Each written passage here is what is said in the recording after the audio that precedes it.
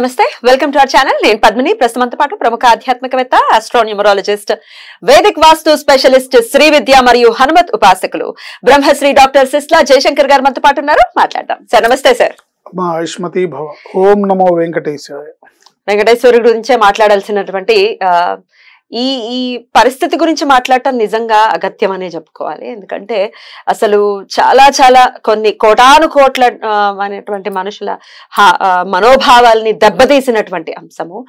స్వామికి కలియుగ ప్రత్యక్ష దైవంగా స్వామిని కొలుస్తూ ఉంటాం మనము. పంది ఆయిల్, బీఫ్ ఆయిల్ మిక్స్ అయింది స్వామివారి లడ్డు ప్రసాదంలో అని ఎప్పుడైతే విన్నామో నిజంగా మనసు కకలావికలమైంది అనటంలో ఎటువంటి అతిశయోక్తి లేదు.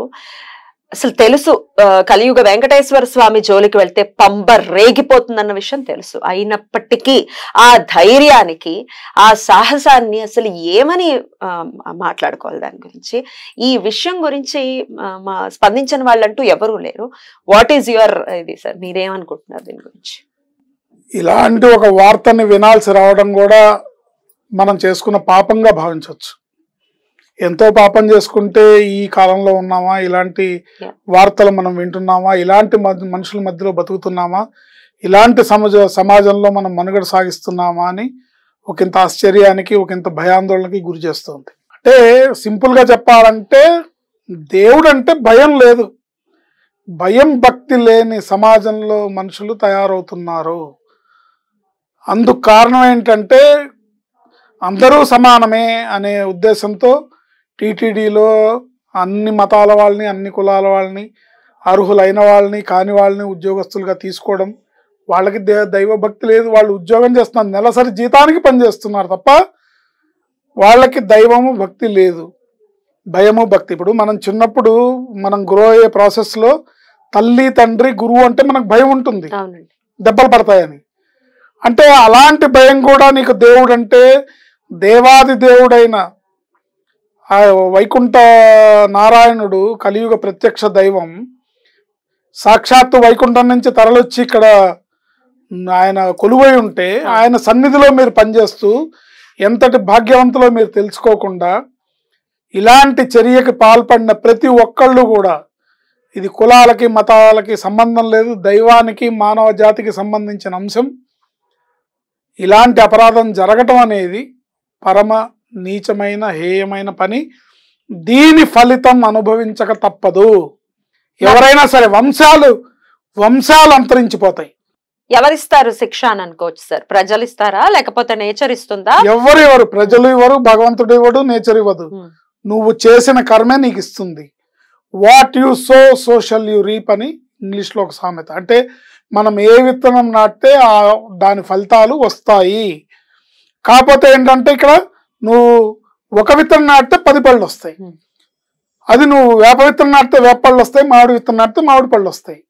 సో నువ్వు చేసే పనులన్నీ దుశ్చర్యలు అయితే, నువ్వు మాట్లాడే మాటలన్నీ దుర్మార్గపు మాటలైతే, దుర్మార్గపు ఆలోచనలు అయితే దాని తాలూకా ఎఫెక్ట్ కర్మ అనుభవించక తప్పదు. ఇది కేవలం హిందూ మతానికి పట్టిన దౌర్భాగ్యం. మనలో యూనిటీ లేకపోవడం. అంటే మన దేశంలోనే భిన్నత్వంలోనే ఏకత్వం ఉందని గర్వపడాలో తెలియదు. అలాంటిది మరీ హిందూ మతంలో రకరకాల మనుషులు, విష్ణు దేవుడు అనేవాళ్ళు కొంతమంది, శివుడు దేవుడు అనేవాళ్ళు కొంతమంది, అమ్మవారి దేవుడు అనేవాళ్ళు కొంతమంది, ఈ ఆచారం ఆ ఆచారం, మొత్తానికి ఏమైందంటే డివైడ్ అండ్ రూల్ అనే పాలసీ హిందూ మతానికి 100కి 100 పాళ్ళు. ఒకప్పుడు భారతదేశంలో బ్రిటిష్ వాళ్ళు చేశారని మనం అనుకుంటున్నప్పటికీ కూడా ఇప్పుడు ప్రత్యక్షంగా హిందూ మతంలో డివైడ్ అండ్ రూల్ అనే పాలసీ అప్లై అవుతోంది. ఒకడు చెప్పిన దాన్ని ఇంకోడు ఓర్చుకోలేడు, ఒకడు చెప్పిన దాన్ని ఇంకోడు కాదంటాడు, ఒకడు అవునంటే ఇంకోడు కాదంటాడు. కాంట్రడిక్షన్ లో నంబర్ 1 అసలు కాంట్రడిక్ట్ చేయడమే పని, ఇదే పని. మొత్తానికి దీనివల్ల ఏమవుతుందంటే మన సనాతన ధర్మానికి, మన సనాతన సంస్కృతికి, మన ఆగమ శాస్త్రానికి, మన ఆచార వ్యవహారాలకి అన్నిటికీ కూడా పెద్ద గొడ్డలి పెట్టుగా మారే సందర్భం మనకు కనబడుతుంది. ఇలాంటి పని కేవలం ఈ 2 తెలుగు రాష్ట్రాల్లో ఈ హిందూ మత ఈ దేవాలయాల్లో ప్రభుత్వ జోక్యం వల్లే ఇలాంటి దుస్థితి దాపురించింది అని మనం నిస్సందేహంగా చెప్పుకోవచ్చు. ఎక్కడికక్కడ దేవాలయాలు ఏ మతానికి వాళ్ళు, వాళ్ళ మత గురువులు వాళ్ళు చూసుకుంటారు. మీరు వెళ్ళి ఇంకో గుళ్ళు ఇంకో మతం వారి ప్రార్థనా మందిరాల్లో కానీ వాళ్ళ మసీదుల్లో కానీ వాళ్ళ చర్చిల్లో కానీ మీరు ఇన్వాల్వ్ అయ్యి మీరు అక్కడి నుంచి రూపాయి తీసుకురండి. మీరు ఓటు బ్యాంక్ రాజకీయాలు చేస్తూ ఇక్కడి నుంచి సంపాదించిన డబ్బు ఇవ్వాల్సిందే కానీ ఇక్కడ ప్రభుత్వాలు ఇన్వాల్వ్ అయ్యి అన్నిట్లో అసలు దేవాదాయ ధర్మాదాయ శాఖ ఏంటండి?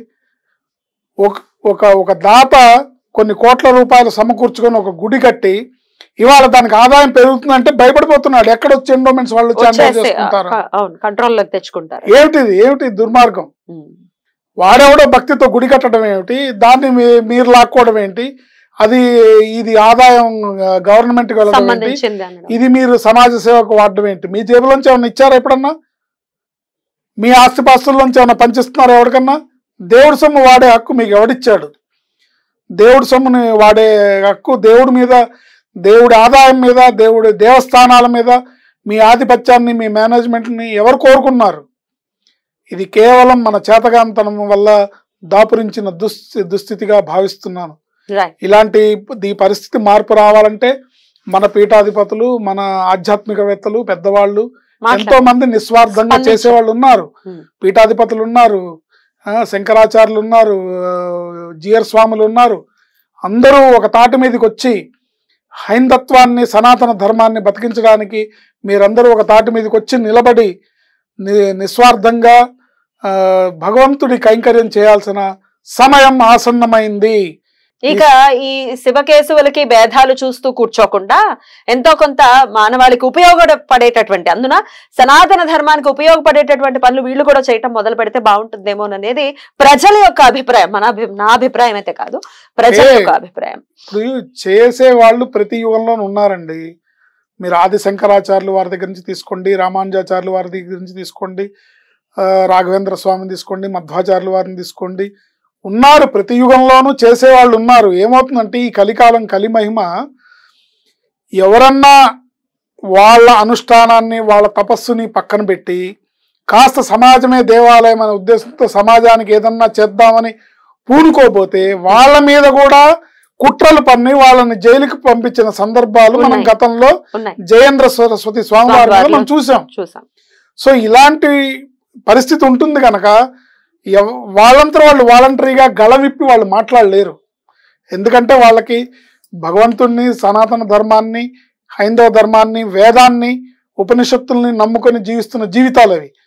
వాళ్ళు తపశ్శక్తిని పెంచుకొని ఆ దైవశక్తికి చేసే సేవ వాళ్ళు అలా చేస్తూ దైవమే నడిపిస్తుంది, ప్రకృతి నడిపిస్తుంది అనే ఉద్దేశంతో వాళ్ళు, అంటే మనది కర్మభూమి, ఎవడు పాపాన వాడైపోతాడు అనేది నరనరాన జీర్ణించుకుపోయింది.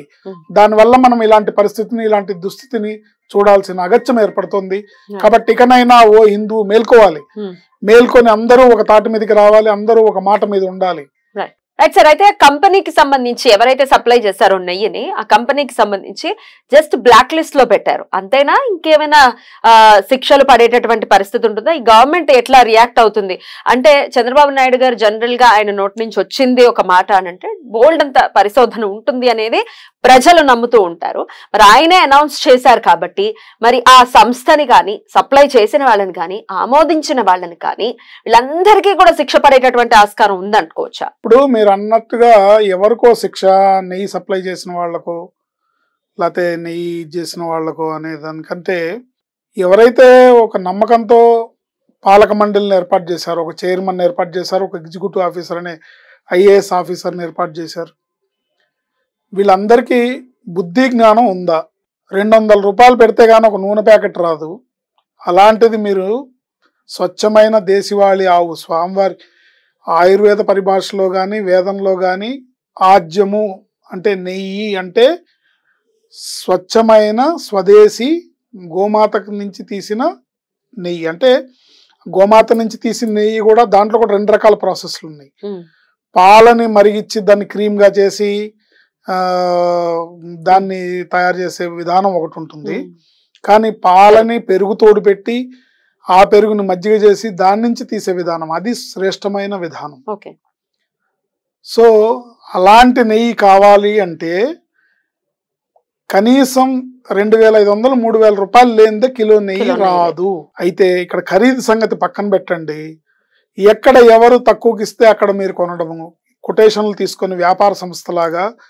అంటే మీరు ఒక వ్యాపార సంస్థను నడుపుతున్నారు, ఇక్కడ లాభ నష్టాలు బ్యాలెన్స్ షీట్ కావాలి కాబట్టి అంతిమంగా మీరు ఇక్కడ లాభాలు చూపించాలి కాబట్టి దేవస్థానానికి మీరు ఏ వస్తువు ఎక్కడ తక్కువ దొరికితే అక్కడ కొంటారా? ఏ వస్తువు ఎక్కడ మీకు చౌకగా వస్తుందో అనువుగా వస్తుందో వాడు ఏం చెప్తే అది తీసేసుకుంటారా? నాణ్యత పరిమాణాలని పాటించరా? పాటించినట్టయితే మీకు ఆ మాత్రం అవగాహన జ్ఞానం లేదా? నెయ్యి అనేది కిలో 3,000 రూపాయలు లేనిదే రాదు. దీనికి మనం ప్రత్యామ్నాయంగా మనం తీసుకోవాల్సిన చర్యలు ఏమిటి? గోవులు గోశాలను ఏర్పాటు చేసుకోవచ్చు. కానీ గత ప్రభుత్వంలో ఒక ఎంపీ గారు విశాఖపట్నంలో గోశాల కోసం మన సింహాచల దేవస్థానానికి సంబంధించిన టీటీడీకి సంబంధించింది దేవాలయ భూముల్లో ఉన్న గోవుల్ని అంతమొందించి ఆ స్థలాన్ని ఆక్రమించుకోవడానికి ప్రయత్నం చేసిన రాజకీయ నాయకులు ఉన్న దౌర్భాగ్యపు కాలం ఇది. సో ఇలాంటి పరిస్థితుల్లో దీనికి ఒక చాలా నియమ నిబంధనలతో చాలా కఠినతరమైన ప్రణాళికలతో ఒక ప్రణాళిక కావాలి, చేసేవాళ్ళు కావాలి, దీన్ని నిజాయితీగా అమలుపరిచే అధికారులు కావాలి. గోశాలలు పెరగాలి, గోవుల్ని పెంచితే గో సంపద, ఆ గో సంపద పెరిగితే నెయ్యి పెరుగుతుంది. లేదా ఇలా స్వచ్ఛమైన నెయ్యిని సప్లై చేసే వాళ్ళు ఉన్నారు. చిన్నజీయర్ స్వామి వారు యాగం చేస్తే కిలో 2,000 రూపాయలు పెట్టి గుజరాత్ నుంచి తెప్పించారు. అంటే ఒక పీఠాధిపతి ఒక జీయర్ స్వామి వారు చేయగలిగిన పని అఖిలాండ కోటి బ్రహ్మాండ నాయకుడు అధినేతగా కలిగిన టీటీడీ దేవస్థానం వారు చేయలేరా? ప్రతిరోజు ఆయన ఆదాయం ఎంత, ఆయన కథాకామామి శెట్టి, ఆయన ఆస్తులు ఎంత, ఆయన సంపద ఎంత, ఆయనకి మీరు ఇచ్చే వాల్యూ ఇదేనా? అంటే దీని అన్నింటికీ కారణం ఏంటంటే దైవం అంటే భయం లేకపోవడం, కేవలం స్వార్థమే పరమావధిగా నేను నా కడుపు నా కుటుంబం బాగుంటే చాలు అని ఏ ఉద్దేశంతో మీరు డబ్బు సంపాదనలో డబ్బు వెనకాల పడి వెళ్తున్నారో, దైవ నింద, దైవాపరాధం, దైవానికి సంబంధించిన ఇట్లాంటి అపచారాలు వంశాలను నిర్వీర్యం చేస్తాయి, వంశాలని తుదముట్టిస్తాయి. బాగా గుర్తుపెట్టుకోండి. ఎక్స్పీరియన్సెస్ ఉన్నా కూడా ఇట్లాంటి పనులకి మళ్ళీ మళ్ళీ వెళ్ళటం అనేది మీరు అన్నట్టుగా భయం లేకపోవడం. ఎక్స్పీరియన్స్ ఉన్నా కూడా నా దాకా వస్తే కానీ తెలియదు అన్నట్టు బిహేవ్ చేస్తారు. నా దాకా వస్తే కానీ తెలియదు, నా దాకా వచ్చినప్పుడు చూసుకుందాం అనే పరిస్థితిలో మానవాళి ఉంది. అందుకని ఇలాంటి చర్యలు తుదముట్టాలంటే పీఠాధిపతులు, ఆధ్యాత్మికవేత్తలు, బోళ్ళంతమంది ఆగమ శాస్త్రానికి విలువిచ్చేవాళ్ళు వాళ్ళ సలహాలు సూచనలతో ముందుకెళ్ళాలి. గతంలో కొద్దిమంది గళమెత్తి ఇక్కడ అపచారాలు జరుగుతున్నాయి, ఇక్కడ సరిగ్గా జరగట్లేదని రమణ దీక్షితులు గారు లాంటి వాళ్ళు ఎవరన్నా చెప్పినా వాళ్ళు బలహీనులే తప్ప వాళ్ళ బలం సరిపోదు. ఎందుకంటే మీరు రాజకీయ ప్రయోజనాలు, పార్టీల ప్రయోజనాలు, ఏ ప్రభుత్వం వస్తే ఆ ప్రభుత్వం వారు వాళ్ళ పాలక మండలిని, వాళ్ళకి సంబంధించిన మనుషుల్ని, వాళ్ళ నామినేటెడ్ పోస్టుల్ని భర్తీ చేసుకోవడానికి వాళ్ళకి అప్లికేషన్స్ ఉన్న మనుషుల్ని మీరు చైర్మన్స్గా పాలక మండలిలో నియమిస్తూ ఉంటే, ఇక్కడ దైవానికి సంబంధించిన విషయాలు తెలుసుకునేవాళ్ళు, పట్టించుకునేవాళ్ళు, అంటే ఈ నెయ్యి ఇట్లా అపరాధం జరుగుతోందని గతంలో చైర్మన్గా చేసిన సుబ్బారెడ్డి గారికి కానీ, ఈవోగా పనిచేసిన ధర్మారెడ్డి గారికి కానీ తెలీదా? అంటే వాళ్ళు తెలిసినా కూడా పట్టించుకోలేదు అంటే మీకు దైవం అంటే భయం లేదనే కదా అర్థం. పర్యవసానాలు ఖచ్చితంగా ఉంటాయి అని అంటున్నారు. ఖచ్చితంగా ఉంటాయి, రైట్, ఉండాలి కూడా. ఎందుకంటే ఇది ఆషామాషి విషయం ఎటువంటి పరిస్థితుల్లో కాదు. యావత్ ప్రపంచం అంతా కూడా స్పందిస్తూ ఉంది. ఇక కొంతమంది పేటిఎం బ్యాచ్ నెటిజన్స్ కొంతమంది ఇంకా సిగ్గులేని కమెంట్స్ చేస్తున్నారు అని చెప్పి చాలా అందరూ కూడా స్పందిస్తున్నటువంటి సందర్భం ఉంది. దీన్ని ఇంత ఇష్యూ చేయాలా అని కొంతమంది కమెంట్ చేయడం, ఇదంతా పేటిఎం బ్యాచ్ అని అనుకోవాలి డెఫినెట్. ఇప్పుడు వాళ్ళకి దీని విలువ తెలిస్తే కదా. దీని తిరుపతి ప్రసాదం అంటే దాని విలువ ఏం తెలుసు నీకు? తిరుపతి వెంకటేశ్వర స్వామి అంటే ఏం తెలుసు నీకు? ఏంటి సాక్షాత్ ఆయన యుగ యుగాలుగా అక్కడ నుంచొని దీనజనుల్ని భక్తజనుల్ని ఉద్ధరిస్తున్న మహాపురుషుడు, 100%. సాక్షాత్తు వైకుంఠనాథుడు. ఆయన వచ్చి అక్కడ ఉండి ఈ కలియుగంలో దైవంగా ఈ మానవుల్ని ఉద్ధరిస్తున్నానికి ఆయన నిలబడితే దాని విలువ నీకేం తెలుసు? అనుభవించే వాడికి తెలుస్తుంది, నమ్మిన వాడికి తెలుస్తుంది. నమ్మిన వాడి కొంగు బంగారం. ఏంటి ఆయన అక్కడ కూర్చొని ఆయన పరిపాలిస్తుంటే ఆయనకి జరిగే అపచారాలు, దాని విలువ నీకేం తెలుసు? ఒక 20 ఏళ్ల క్రితం 25 ఏళ్ల క్రితం లడ్డు, తిరుపతి లడ్డు అంటే 4 రోజులైనా పాడేది కాదు. ఇప్పుడు రాళ్ళు అయిపోతున్నాయి అవి.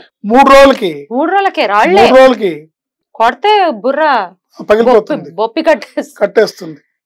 సో ఎందుకు ఇలా జరుగుతోంది? ఇప్పుడు గతంలో తిరుపతి లడ్డు అంటే చాలా అమూల్యమైనది. మీ చేతిలో నేను ఒక లడ్డు పెట్టానండి, మీరు తినబోతున్నారు. ఆగండి ఇది తిరుపతి లడ్డు అండి అని నేను అన్నాను. అప్పుడు మీరేం చేస్తారు? కళ్ళకద్దుకొని తింటారు. 100%. అంటే కోట్లాది మంది హిందువుల సీరియస్ గా తీసుకొని ఇప్పుడున్న ప్రభుత్వాలు మీరు సరైన చర్యలు తీసుకోవాలని, తీసుకుంటారని ఆశిస్తున్నాం. డెఫినెట్ గా శిక్ష పడాలి, శిక్ష అర్హులకని కూడా మనస్ఫూర్తిగా కోరుకుంటూ కృతజ్ఞతలు సార్. నమస్తే. ఆయుష్మతి భవ.